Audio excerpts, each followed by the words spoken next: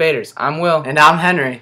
And we're back from spring break. Yes, indeed. We're ready to work. All right, Henry, let me ask you a quick question. I noticed you're wearing the new Yes. USA jersey, fresh off of the store. Whoa. Yep. Why? Why do you have it? Well, next week I'll be writing an article on the soccer star phenomenon Julian Green, the 18-year-old who is in the Bayern Munich Academy team.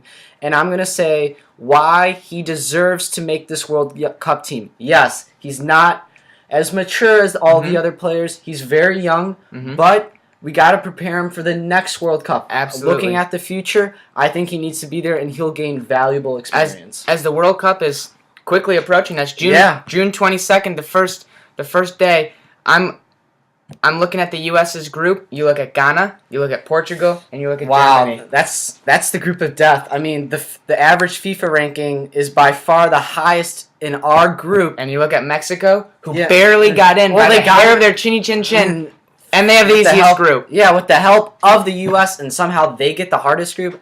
Not so sure about what FIFA's doing there, but that's a discussion for the other days. Hey, it's the U.S.'s chance to prove themselves. That's all. Yep, right? The SPI has them a 39% chance of going through. I think that is a little generous since we have to play the likes of Cristiano Ronaldo in Portugal. We have to play a Ghana team that I swear beats us every single time in the World Cup. They are good. And Germany, arguably the best team in the world. So it's going to be interesting. So let's talk about our next topic. Yeah, Henry, today marks the first day of the NBA playoffs. How exciting. The Raptors and Nets are already underway. We're looking forward to the Warriors-Clippers, probably the best series. That's by far the best series. I'm most looking forward to this one, and I'm most looking forward to the Rockets-Trailblazers. Both great series. You look back at the Warriors-Clippers, the fights throughout the regular season. You look at there's bad blood between these teams, which just makes it for a great playoff series. And also, I like how DeAndre Jordan, Blake Griffin already getting into a tussle before the game even starts. Absolutely. Saying that, Griffin's somewhat of a flop, debatable, but it just spices up the series. And I'm going with the upset pick over here. I love Golden State. And I think it would be a tragedy to see Mark Jackson get fired after such a great season. Absolutely. You look at Golden State. Without Andrew Bogut, it's a different team. It is. You're losing a 7-footer. They don't have the size, and you have to play DeAndre Jordan, Blake Griffin. Who are you going to put in? Jermaine O'Neal? He's 35. Well, I don't think he's a That's what I'm most concerned about. I'm looking at the Warriors, and I think they have. I like the Warriors pick in this series too. Yeah. But when I see them, I can see DeAndre Jordan putting up huge numbers this entire series. I agree. And I can also look at Blake Griffin putting up huge numbers as well. I look at David Lee, a very solid big man. He's a solid big man who can put up points. Not known for his defense, though, so I think Blake Griffin will get the best out of him on the offensive side. But let's look at this. We have Andre Iguodala. We have Harrison Barnes. We have Klay Thompson, and we have Steph Curry. I think you can't really argue with the Golden State Warriors have the best backcourt in the NBA. The Splash Brothers. Splash Brothers, Klay Thompson and Steph Curry combined for the most threes in the NBA. Not a surprise. And he is just so lethal. I really love watching Golden State play in the playoffs because those fans erupt. Every single time Curry just touches the ball, they all go crazy. The Oracle Arena just goes off. And it is unbelievable. I think that they have better fan support, so that's going to help them when they go to they go there. I love watching Golden State. I love how play at home. I agree. I love watching Golden State in general because they play offense the right way. Absolutely. They score on almost every possession. You look at Steph Curry and you look at Klay Thompson. They play such an exciting game with all their handles, and then they make every shot. That's where they can pull up from half court, and it's a good chance of going in. Absolutely. They are so good. Okay, let's go on to the next game. Brooklyn and Toronto. It's already started. And Toronto, I swear, I'm kind of surprised, but it seems like a whiteout. The arena is completely packed. Are you surprised by their fan support almost? The reason that this is so surprising is because Toronto was almost never nationally televised this entire year. So no one knows what. They're a surprise team. Absolutely. And they were the third, fourth? They're the 3 seed. And that's why it's so surprising for a lot of people to see Raptors are the 3 seed. Wow, Yeah. I didn't know that. It's because they never were on TV. Yeah. So you look at a Raptors team, very, very good. You look at a Nets team who's also good, but I don't know. But they're hot right now. This morning, the Raptors in Toronto, the Toronto front cover was Raptors versus Dinosaurs. Yeah. What do you have to say about that, Henry? Well, I don't know why the newspaper's trying to give an edge to the Brooklyn Nets. Why are they trying to stir up these emotions before the series even started? It makes it even better. It makes it even better, I guess. I'll have to agree. But Toronto is very talented with the likes of DeMar DeRozan, Jonas Valanciunas. Yep. Young players who can light up the scoreboard. Absolutely. But what they lack is the experience that the Nets have. That is true. I think that come playoff time, the most important thing is that experience.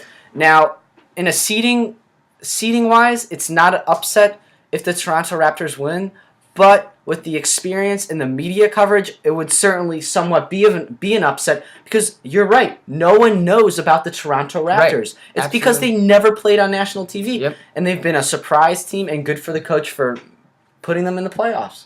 All right, Henry. Now we're looking at the Pacers, the Hawks. 1-8. The Pacers are really, really struggled down the stretch. Yeah, and it's been interesting to hear about Roy Hibbert apologizing for his comments about saying some of his teammates are selfish. That is not what you want come playoff time. No. I don't know what he was thinking with those comments. I still don't see the Atlanta Hawks winning, though. How about you? I think the Pacers have this one, but come next round, it's going to be very interesting to see the winner of the Bulls-Wizards. Bulls-Wizards, yes. I think that the Atlanta Hawks are just not talented enough. You only really have the best players are Jeff Teague. Al Horford's done. And Al Horford, which is kind of sad, but I must say it's somewhat of an embarrassment in my perspective that the Atlanta Hawks are even in the playoffs. Sub 500 team. See, this is the problem. You look at the West Coast and you look at a Golden State Warriors team who is the 6th seed that won 51 games. They would be the 51 games. Yeah, they would be the 3 seed in the East. And also you see teams that are matchup.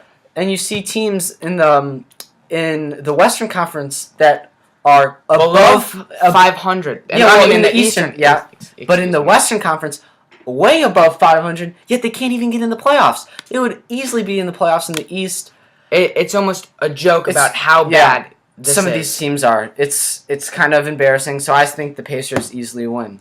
And now we look at the Heat Bobcats. Heat. I feel Kemba Walker's a really good team, a really good player for the Bobcats. Yeah, he can really break down the defense, but the Heat have LeBron.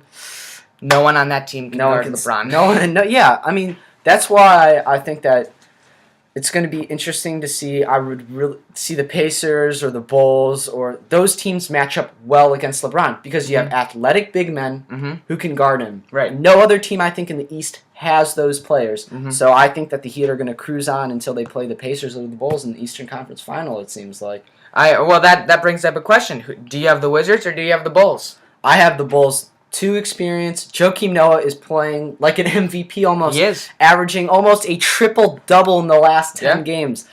I've never seen a big man go for 8 assists consecutive nights. It's ridiculous. I don't know how to explain. Joakim Noah energizes this city like no other. Derrick Rose cannot do what Joakim Noah is doing. He plays with heart and passion. Unlike Derrick Rose. Sure, Derrick Rose had all the cool plays and was able to do that and bring the city excitement that way. But the way Joakim Noah is doing it is with his energy, is with his emotion. He plays with his emotions on his face, and I think that the fans just love it. And that's why I think that Joakim Noah simply won't let his team lose to the Wizards when his team really, frankly, should beat the Wizards. Sure, they have a very good player in John Wall. That would be a very difficult matchup for the Bulls. Talking about their backcourt, I think it's an emerging backcourt. You see Bradley Beal, who is he's a very the Bulls are going to struggle. Prospect. The Bulls are going to struggle in the backcourt against Wall and against Beal. Yeah. But the reason why I have the Bulls in this one is simply because of their big men. I agree. Gibson, Carlos Boozer, and that's how the Bulls and Joakim Noah, as we said. And that's how the Bulls win almost every their game. games. They get the boards and they put them back for the buckets. And I don't think Nene is going to be able to match up well against Joe. If Augustine can consistently put up 18 points, the Bulls win this series easily. I say they win it in 4 almost. In my opinion, if Augustine can bring that consistent guard play, the Bulls have this one in the bag. I agree. But that's a big if. He's done it. He's done it for a good portion of the season, but now it's the playoffs. Can he do it now? That's a good point. Let's go on to our next matchup.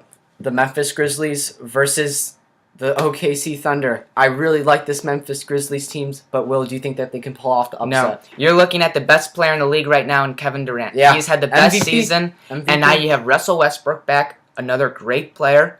He's played with this team. It seemed like right when he came back it was a little bit off, but now it seems to have figured out. And OKC, I think that OKC has a very, very good chance at winning all this year, simply because Kevin Durant is unstoppable. He is unstoppable right now, and ESPN just did a poll about all of their NBA broadcasters, and they said, who's the MVP? Do you know who got 100% of the votes? Kevin Durant. And it's no surprise considering LeBron James probably... Even himself admitted. Exactly. And David Stern, I think, admitted a couple weeks ago that KD's the MVP. I don't see how he does not win the MVP. But this Memphis Grizzlies team, I really like Zach Randolph in the post. He could pose some problems because, Serge Ibaka is a very talented player. I don't like Perkins. He's not the best player, but I think that Kevin Durant and Russell Westbrook. Another, like we were talking about the Warriors, another city that lights up. This is a better city in regular season. It's better than Golden State, but this city lights up come playoff time as they all have shirts. They all have the noisemakers. They all support their team. It's through and through. It is a rowdy crowd. They get loud, and it's very fun to watch their games as they get into it. And it's almost like the soccer atmosphere where everyone's chanting their songs and stuff. It is very fun to watch that game. I agree. All right, as we mentioned, I said my my favorite playoff series this year were the Warriors and the Clippers. Yeah. And the Trailblazers and the Rockets. Yeah. So we already did the Warriors and the Clippers. Let's go on to the next one. Who do you have in this very, very intriguing matchup? Man. 2 of the best teams, really, and they're playing each other in the first round. Yeah, that's why the playoffs and the Western Conference is so good. I agree. I think that the Rockets are going to win. I think that they're a little more experienced. They're not as experienced as like an OKC or a San Antonio Spurs, which is probably the most experienced team in the league. Yep. But the Portland Trailblazers, they haven't made the playoffs in a while. But I think almost everyone on their team does not have much playoff experience. I really like LaMarcus Aldridge again. Fantastic player. But, with the likes of Dwight Howard, James Harden. Well, what about Damian Lillard? Well, that's a good point. Damian Lillard is... Well, he just signed that Adidas contract for $100 million for 10 years. Derrick Rose money in his second year. Yep. His wallet's gonna be pretty fat after this year, and I think that he's not experienced enough, but he is going to be a right player in the future. I'm gonna agree with you on the Rockets simply because the James Harden is that type of player that can put up 30, 35 when he really wants to. That's true. He is that good, and that's why. And I'll tell you this, it's going to be a high score. Oh yes, and I would say that Damian Lillard cannot at this point say that he could put up 35 when he wants to. He's not that type of player. He's not a natural scorer. Yeah, he's as natural of a scorer as James over Harden. 20 points a game. But James Harden, if he wants to, he can just pull up from anywhere. Exactly. He just that step back move and just puts it in the basket. James Harden averaging over 25 points a game. He can score at will, shooting over 45% from the field. Yep. It's almost unstoppable at this point. And I think Damian Lillard also has to work on... He reminds me so much of Derrick Rose, so explosive, but he's not that facilitating point guard. I agree. He's only averaging, over 5.5 assists? That's not what you want from your point guard. And I think that's his one knock on his game right now. I think as time goes on, he'll get better, but I don't think he's at that elite passing style like Steve Nash, I would say. Let's move on to the final matchup of the playoffs. Spurs-Mavericks. As we said, the Spurs are one of the most experienced teams in these playoffs, But the Mavericks aren't inexperienced in themselves. Dirk Nowitzki's played like, in so many playoffs. Yeah, this is like the oldies matchup. Exactly. Really. You really look at this, and this is probably my least favorite playoff matchup because it just is exactly what you said. I mean, it is solid, fundamental basketball, which is great, but it's not the best to watch. Yeah, and after the game, some of these players are gonna need some canes. Like, I mean, they are so old. Dirk Nowitzki, I think he only has 2 good more years until he should retire. But I think that the Spurs are just so sound. I really like Popovich. He teaches basketball the right way. And the Spurs are really good defensively. I think most people would agree the Spurs are going to win this series pretty easily. Mm-hmm. And they're going to, based just what we said, fundamental basketball. It's not the best to watch. It's not the most exciting. But it gets the job done. W, and that's what the playoffs are about. Exactly. That's what matters. So. And also, I want to point out quickly the X factor of this series, which is Kawhi Leonard. I think he is a budding star in the NBA. He's not the best on the offensive side, but he reminds me a lot of Luol Deng, who can just D it up and can take anyone he's assigned to. Absolutely. So watch out for him in the future, I would say.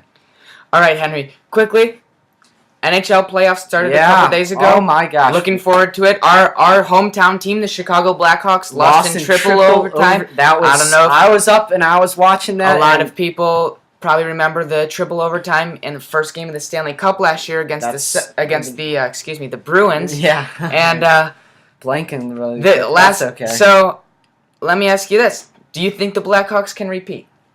No, I don't think they will. I think that with all the injuries at the wrong times, Taves, Kane, But they're back now. They're back, but they've not been able to gel, and I think that those games they really needed a couple 3 games. Well, do they need to gel? They've played for each other for so long. It's different in the playoffs, though. The St. Louis Blues are such a good team. They are very good, but the Blackhawks are very good, too. I agree, but, I think this first game was so pivotal, and it really hurts the Blackhawks to lose in triple overtime. That is so heartbreaking and somewhat anticlimactic. I was getting ready for the triple overtime, the 6th period almost. What really hurt them was that weak goal they let up with about 1:45 left in regulation, which sent it to overtime. So you look at this and you say, wow, that was a huge defeat. But let's not forget, this was in St. Louis. It's not like this was in Chicago. If it was in Chicago, I would say, wow, the Blackhawks really needed to win that game. And I don't know if they can come back now. But if now I say, wow, if the Blackhawks win today, they split in St. Louis and now they go back home. That's a good point, but that's a big if. Are they going to win in St. Louis? I guess we'll have to see. But I think the main point here is that they're very lucky that it was in St. Louis. Or not lucky, but it's fortunate it was in St. Louis that they lost. I would agree. I don't think that they would able to recuperate exactly a triple OT loss at the Bulls. The Blackhawks arena that they share with the Bulls. But what I'm thinking the Blackhawks win in 6. Do you think that they will repeat? On. You think they'll repeat? I don't think that they're going to win it all, but I do think they get to the Stanley Cup. Interesting. Wow, that's a. I think that there's one other team that can skate with them. Who? Colorado Avalanche. Yeah, and if the Avalanche meet them in the second round, that's going to be a very difficult series. The winner of that series, in my opinion, makes it to the Stanley Cup. Assuming the Blackhawks and the Avalanche both win, the winner of that series makes it to the Stanley Cup. Because those are the 2 most talented teams in the Western Conference, in my opinion. That's interesting that you pick the Avalanche. They're very young and talented. They got the top pick last year. Exactly. They can skate with the Blackhawks. They can skate with Taves and Kane. They can skate with Seabrook and Keith, which not a lot of teams can say. Yeah, and also just a little historical fact that last year the Avalanche were the team to end our point streak of 25 games almost it was. Can they rain on our parade again? I guess we'll have to see if we can even get out of the first round. If you don't think the Blackhawks are going to repeat, who do you have winning it all? Wow. I think that this is such a tough year. You have the teams like the St. Louis Blues that I really like. I like their goalkeeper Miller. The goaltender, excuse me. Thinking about soccer right now. And I like the Bruins with Chara. What a monster he is. 6'8". And Bruins were in the Stanley Cup last year, and and they also couldn't get it done. That's true, and they also lost the first game to the Detroit Red Wings, which was crazy. You bring up a good point with Chara. Do you remember last year during the Stanley Cup playoffs? Chara's plus minus. I'm forgetting on the exact number, but I'm going to tell you he had an awful. When he was on the ice, the Bruins let up a lot of goals. And why? Do you I wonder why? Because the Blackhawks game plan was simply outsmarted the Bruins. Why is that Chara's problem? That's my question. Because every team is scared of Chara. Every team sees Chara on there, and they're like, wow, he's so good, we can't go after him. The Blackhawks went right after him. They came after him. They put their best players against him. They had Andrew Shaw go and hit him. They were not scared of him. They challenged him. They said, okay, we're going to make you beat us. And he couldn't do it. I think that's an anomaly. I don't think that could ever happen again because you just said people were wrecking Chara. How does that happen? He's 6'8". Because they simply. I think he had just the had a mindset bad series. I think he had a bad series. Chara was not going to beat him. They were not going to be scared of Chara, and they went after him. Not necessarily hitting, but I'm saying they went after him as in their offense went after him. I understand. Yeah, they try to isolate him and stuff like that. But I really like the Pittsburgh Penguins. They're obviously so talented with Crosby and Malkin, so I think that they can make a strong run, and I personally have them as my title-winning team. But it's going to be. I also want to point out that there's only one Canadian team in the playoffs, and this kind of surprises me with the Canadians as the only team. Why? Canada has such obviously a rich tradition. They're better than the U.S. at hockey, but why aren't the Canadian club teams doing as well? I don't know. I think that's a tough question because it's the National Hockey League with Canadian teams in it. So it's not like, the Canadians get first pick at the Canadian players. It's simply the draft and signing free agents. And I find it a little interesting though that most of the best Canadian players aren't playing in Canada. They're playing in the U.S. They're playing for Pittsburgh. And I know he was drafted there, but I guess it's kind of interesting to see that, like the Winnipeg Jets.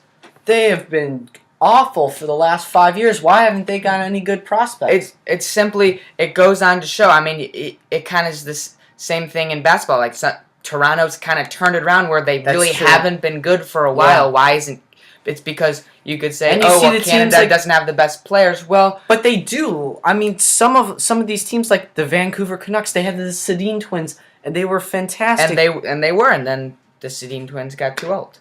I mean, that's what happens. You look at the NHL, and it's not like these players are like, I don't want to go play in Canada. So, yeah, I mean, it's just they're on the NHL. I guess it could be. I'm saying it could be an anomaly, but I think it's more. Let's move on to our next topic. First, I'd like to give my Stanley Cup pick. Okay, I'll let you Canadians over the Blackhawks in 6 in the Stanley Cup Finals. You have a Canada team winning for the first time in 20 years? Canadians, very good team. They have a great year. Talk about the fans. Those fans can rival with the Blackhawks fans and some of the best hockey fans out there. But it's all about the players playing on the ice, and I think the Blackhawks are more talented. And so if they were in that situation, I would have to go with the Blackhawks. I hope you're right. I hope you're right. Yeah, I mean, I hope I'm right as well, but I guess we'll have to wait and see. Big news this week. Absolutely. Jabari Parker going to the NBA. Will, what do you make of it? I was fairly confident that Jabari Parker was going to stay. I was too. And our sources were saying that he would. I thought that we're wrong every once in a while. I thought that Jabari Parker was going to stay because I simply thought he wanted that education. He's a very good good player. He's a very good student.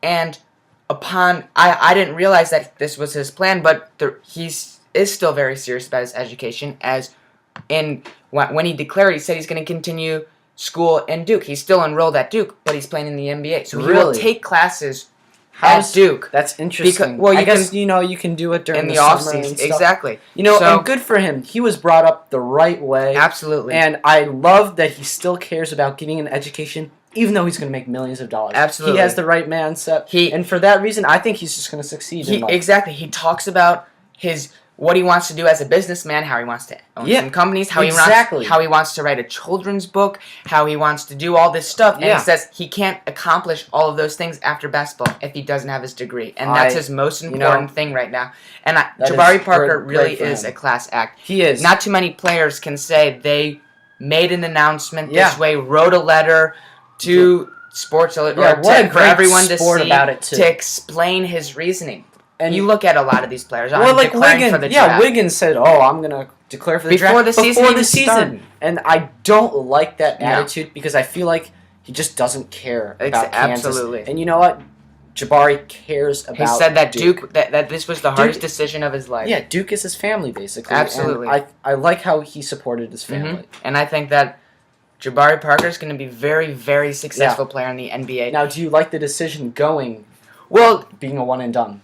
See, his reasoning was obviously his reasoning for going to the NBA was he wanted the greater challenge, and the greater challenge would be to go to the NBA. I agree, which makes sense. It does make sense, and he's also making a lot of money, which is going to help him in the future when he's trying to do all these great things. Well, yes, but I mean, he's Jabari Parker. He probably won't have a whole lot of trouble. That is a good point, but I think that he really wants to be one of the best players ever. Yeah, and I think he does need to take this challenge, and I think hopefully you look at Duke next year. Succeed. You have the best player coming in. You have the best point guard coming in, and you have Jabari Parker. That's not a great challenge to you look at that and used to say, oh wow, they should be really good. Yeah, that team would not have lost to Mercer. So then you look at him going to the NBA, probably being a top 3 pick, going to a very bad team. Obviously, that's the greatest challenge. Can he succeed on a bad team? Can he lift his team to win some games? Not can he lift his team to win some games when he has the 2 best players coming in the nation? Because you're not everyone's not expecting the best from you when you have Jahlil Okafor and Tyus Jones by your side because they can do everything. But when you play for a bad team in the NBA, everything's expected. Everything's put on your shoulders. Exactly. So that's why I think Jabari Parker, even though I thought he was going to stay, upon his explanation, it made his sense. Reasoning, it makes sense. It really does. And I like how he really explained it to the public. I think he did a great job with that. Alrighty. I say we go watch some playoff basketball. That's all we have for this week, guys. Okay, thanks for tuning in. See ya.